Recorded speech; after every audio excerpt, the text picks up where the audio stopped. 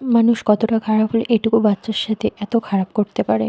এইটুকু বাচ্চার থাকা পড়া খাওয়া নিয়ে মানুষের এতটা সমস্যা হতে পারে, এটা নিজের চোখে না দেখলে কখনো বিশ্বাসই করতে পারতাম না। এতটাই সমস্যা হলো যে এই বাচ্চাটাকে নিয়ে আমাকে বাড়ি থেকে বেরিয়ে যেতে হলো। যতই রক্তের সম্পর্ক না থাকুক, ও তো একটা ছোট ফুলের মতন বাচ্চা।